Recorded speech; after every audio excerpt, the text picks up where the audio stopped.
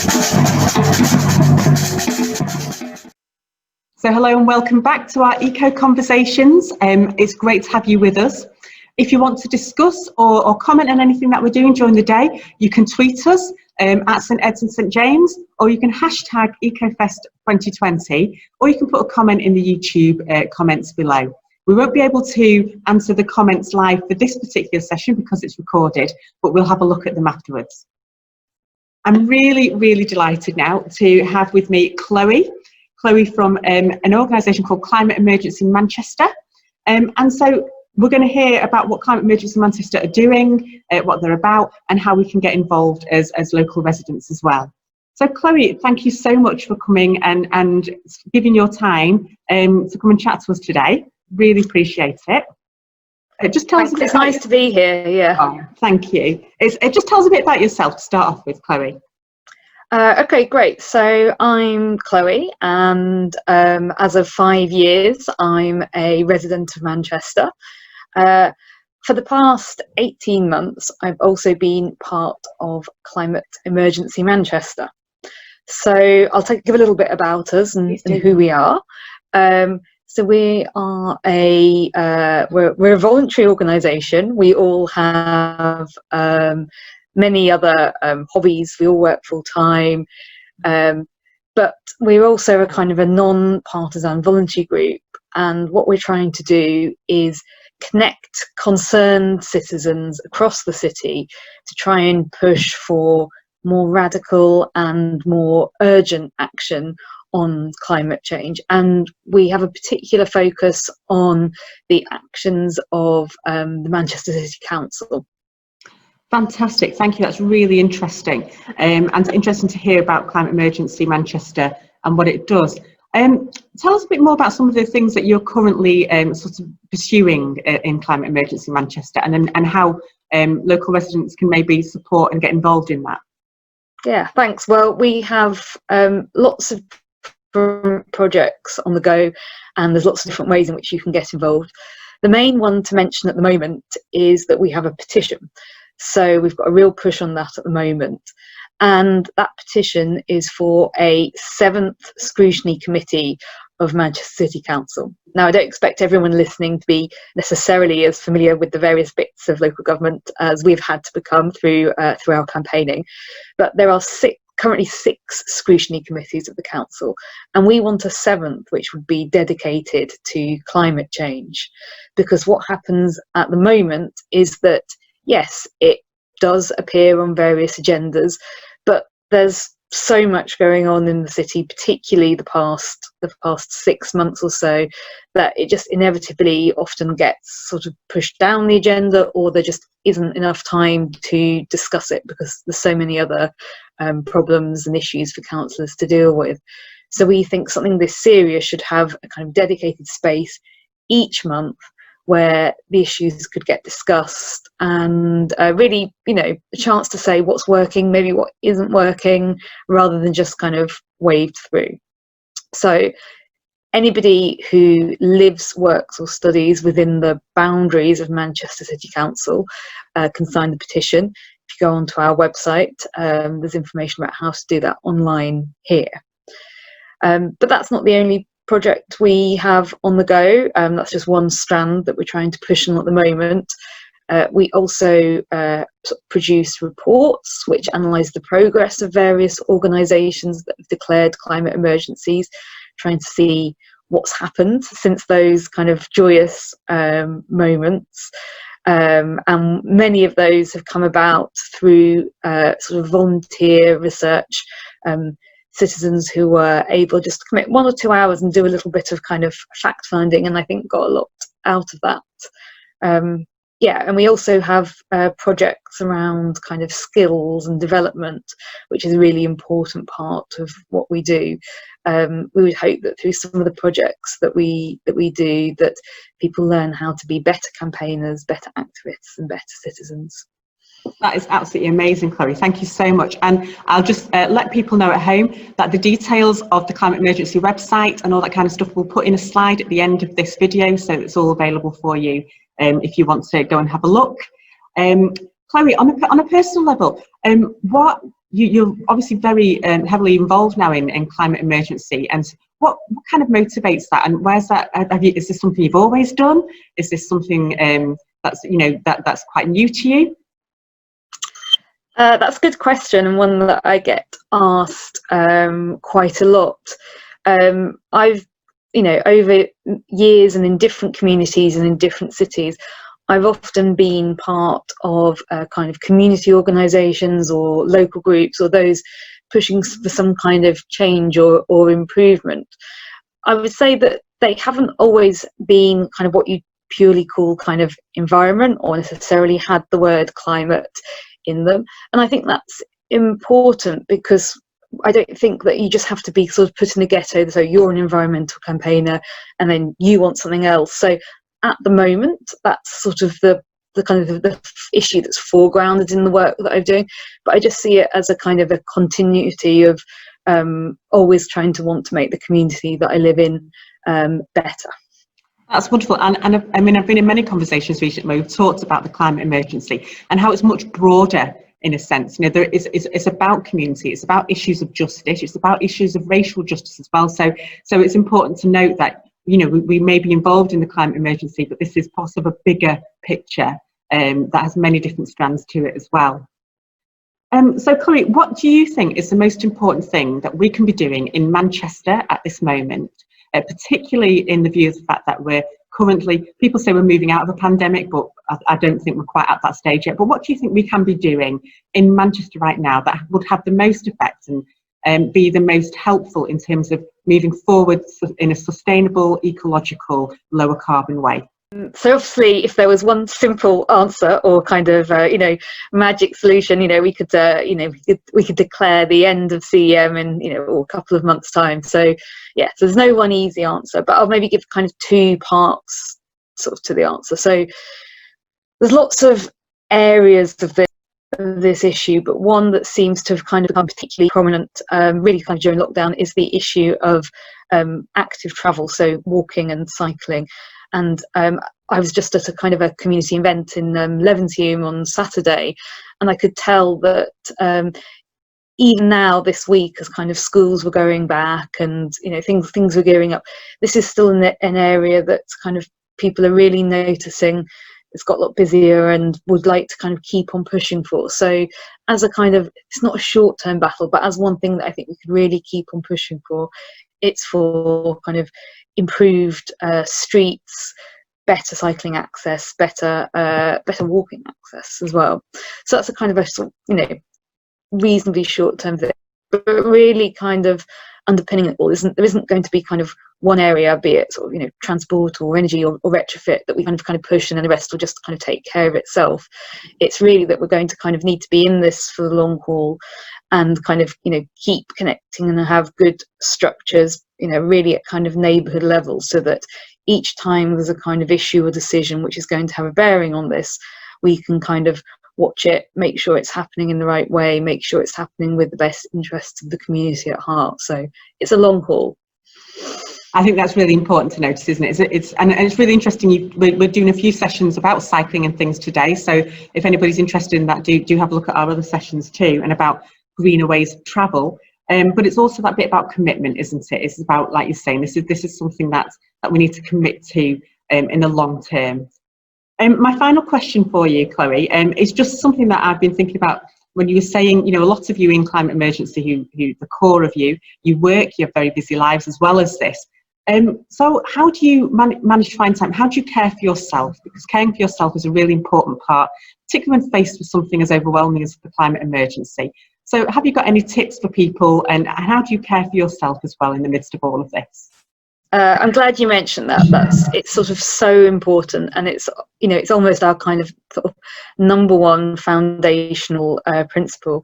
As I mentioned, many of us have been involved in other organisations where we've seen great people really committed to what they were doing, kind of maybe burning out or not able to juggle priorities. So kind of right from the outset, when we founded, we said we've got to kind of care for ourselves and then the other members of the group before we can even start trying to do what we do.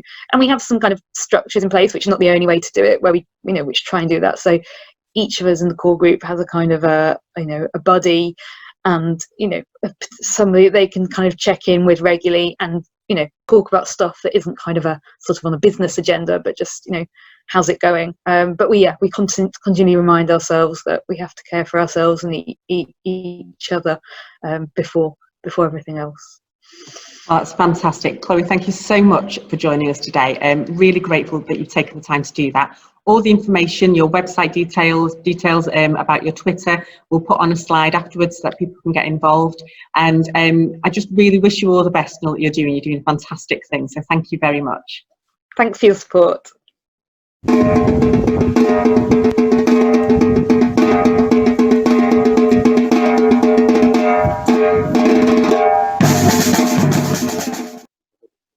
Hello, and we're back again for Eco Conversations on our EcoFest Day. I'm really delighted to have with me today now Anne Tucker. Anne is a local resident and is really active in a number of initiatives in the local area, looking at how we can improve our local area and build community. So Anne, tell me a bit about yourself and tell people at home a bit about you and who you are and where you live. Okay, yeah, I live in Moss Side, just opposite Plattfields Park, and I've been living in this neighbourhood for 45 years, but in this particular house actually only for 10 years.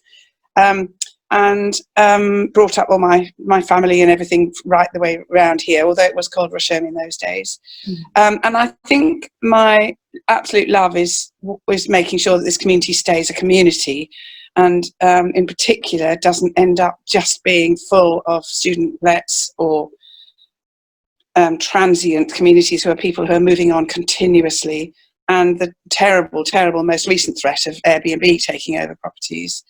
So in a sense, in order to believe in a community that's sustainable, to me it's really important to know lots of people. And I think some of the people watching this will probably say, oh, I know that woman, I see her on her bike tootling around everywhere, or she's working in my alleyway, or she's doing this or doing that. And so I in a sense, since I was able to retire, I really spend a lot of my time now doing what we call alley greening.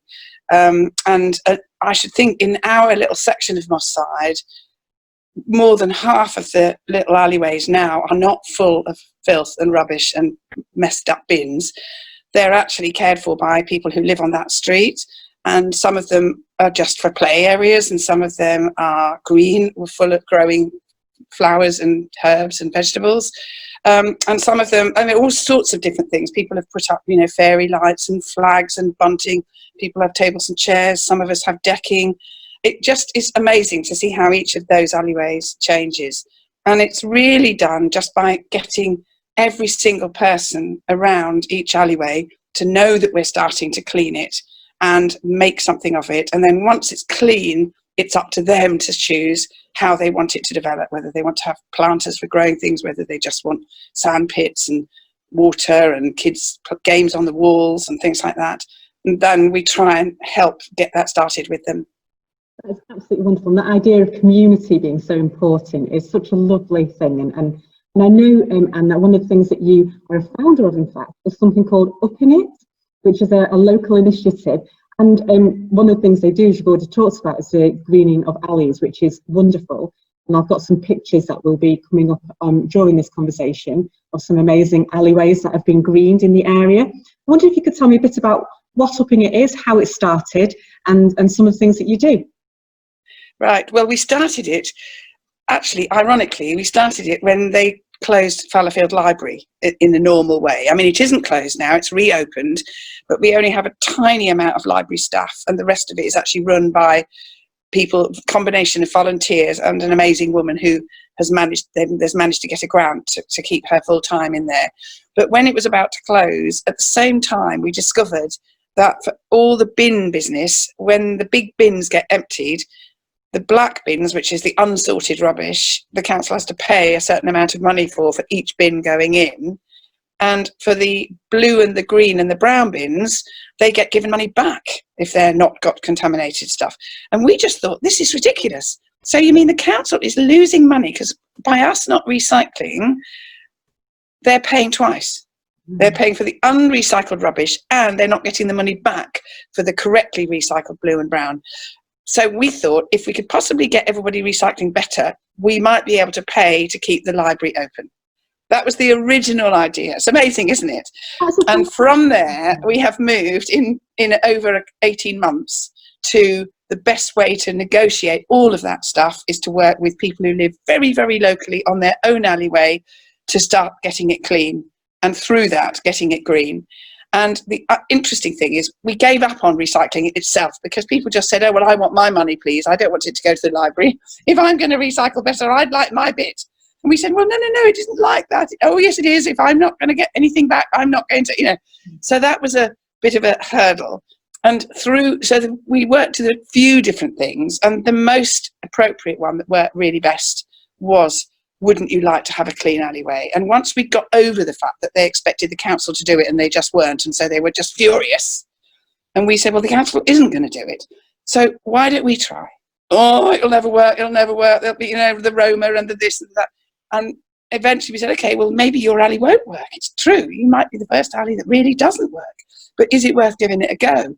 Yeah, go on then, go on. And so that's how we'd start. And there's been a couple of alleys that we do call failed alleys, but they're only failed because the real key mover moved house.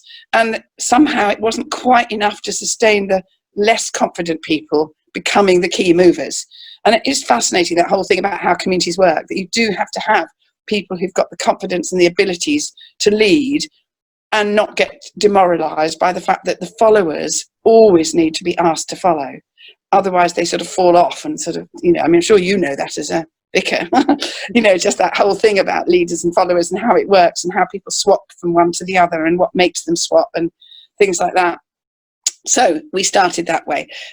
So we ended up with alley after alley. And now, of course, alleys just phone us constantly and say, can we possibly help me? We really want, our alley's disgusting and I've seen all these beautiful alleyways and can you help us get started? And a few years ago, when the airport was giving out money to something called Clean Cities, we got quite a big grant, which our council officer negotiated for us, to be able to just use to green lots of alleyways. And it worked really well, except for the fact that the council idiotically said, you've got to spend it in 2 years. And we said, well, we can't. It's as fast as the alleys are ready. We just need to have it there so that when alleys are ready, we can then get going. And we're absolutely not going to do it for people because that never works. But then they expect the council to do it forever. So you're going to have to give you back tons of your money, which is really crazy, or you're going to have to allow us to do other things. So we ended up, they wouldn't let us. So we ended up having to do this incredible, talking to lots and lots of landlords and people with spaces about having loads of compost delivered there, which we could then use over the next few years. Hume Garden Centre gave us a massive, we paid them money, and we've still got money in their plants that people can then get their plants for their new alleyways, etc., etc. So there were about 4 or 5 different sources that we managed to get. And a couple of people's backyards absolutely full of timber planks that are going to be used, so we just sort of managed it that way. And that means that for every new alley we have £200 for £200 worth of equipment for every alley, and it's growing and growing. And the brilliant thing about lockdown is that 3 or 4 alleys have done themselves. They've asked us for help, but because of lockdown we said, well, we can't really very easily come and do a session with you, but at least we can give you the ropes, we can get you resources if you want to, once you've cleaned up, and then you can go from there. And some of them, and there's something, I think there's like 7 or 8 alleys in the whole of Moss Side that have just cleaned themselves with support and encouragement from us, and we've given them plants and things like that once they've got going. But that is just brilliant. And that is brilliant, and that whole concept. And I think during lockdown, many of us have really appreciated those spaces that we have. Yes. And particularly somewhere like Moss Side, where there isn't necessarily a lot of big gardens, these alleyways then become those extensions of the gardens, don't they? They become the places that we can sit in and we can cherish and we can value. And it's a lovely way to bring a community together as well. I know from what I've seen on some of the pictures that you've actually got benches in some of the alleyways, and you've managed to grow some fruit and veg in some of the alleyways too. Is that right? Yeah, vegetables has really come on this year. Lots of people want veg in theory, but have no idea what to do with them. And one of our best stories is taking around tons of broad beans, which will actually introduce you to something else now quickly, which is that we have a little sub-project which is called Recycle Bees, which is an amazing guy who works in most of the primary schools around here, and we're trying to get him into all of them, actually, our local primary schools. But he works with all the children in the school doing kind of eco life, really. So it's about recycling and growing things and sustainability and nature and how important it is. And he has greenhouses and outdoor growing spaces in all of these schools, and the children grow food. And that food they then share. There's lovely bits of videos I've seen of him with children sitting kind of, with a kind of cook pot over the fire, cooking soup that they've grown themselves, things like that. And they absolutely love it. But this year, of course, because of lockdown, half the schools were empty. So Luke was bringing round big trays of onions and broad beans and peas and everything, both as plants to give out to all the alleyways to grow, but also as vegetables. And the best story of the broad beans is taking all these broad beans around to different alleyways and them saying, "This is lovely, thank you." And then about half an hour later, I'd get a text saying, "Anne, what do we do with these? Do we just sort of eat them raw? How do we eat these things?"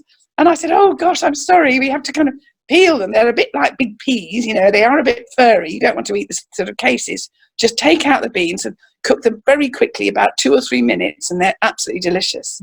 And that's where cultures are very interesting, because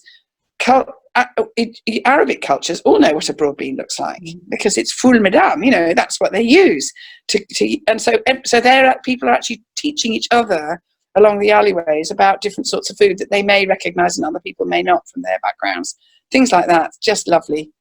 And Luke's continuing to do that whole sort of creative development of nature and climate emergency, and what's important about why we need to be sustainable and how we need to be prepared to understand how to grow our own food, and it's not dirty and it's not wrong. There's so many things in that, aren't there, about how these movements to create better spaces, greener spaces, grow our own fruits and vegetables, how they're actually they bring in other things. So we end up with communities coming closer together, with people from different cultures sharing ideas and things. And so you get a stronger community, as well as a better environment in which to live. So it's a really wonderful, inspirational story, really. And if people are watching this at home and wondering how they can get involved, all the details about Upping It and Recycle Bees and Climate Emergency Manchester will all be at the end of this video too, so you can get involved as well. And just before we came on air, you mentioned, I'm a very new cyclist, people watching do this, but you were telling me, Anne, about a project that you're doing yourself, which just sounded amazing in terms of encouraging more people to cycle. So tell me a bit about that, Anne.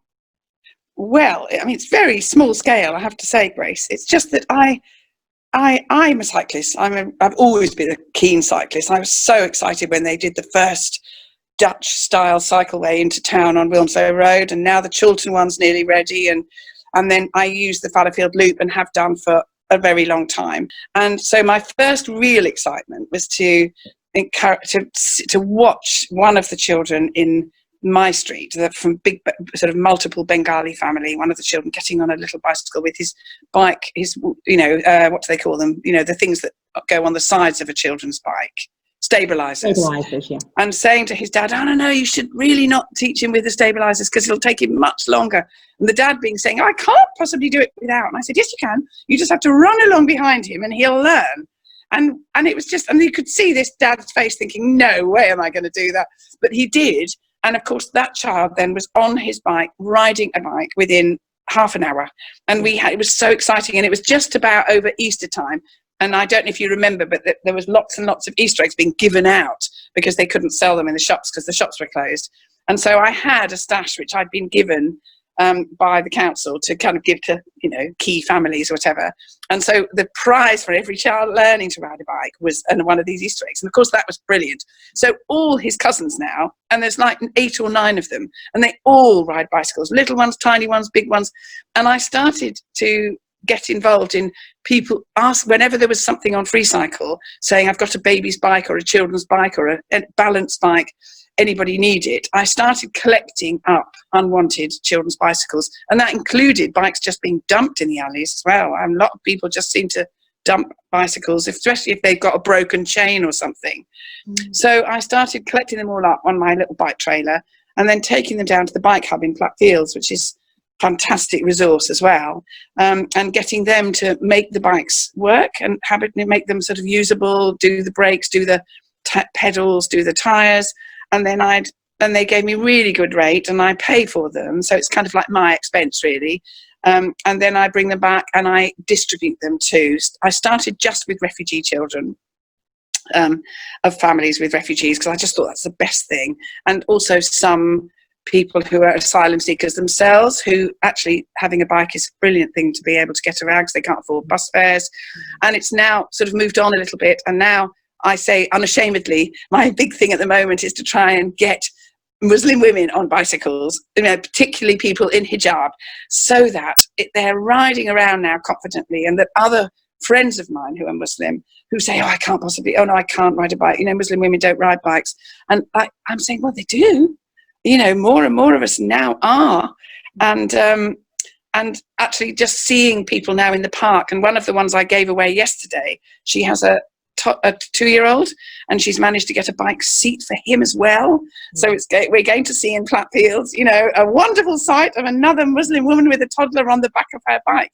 And I just think the more we have of that, the more our neighbourhood becomes cycle friendly and cycle understanding. And then my big goal, which is less cars, will hopefully start to change from the position it is now, where cars are seen by people as the extension of their arm, really, which is very sad.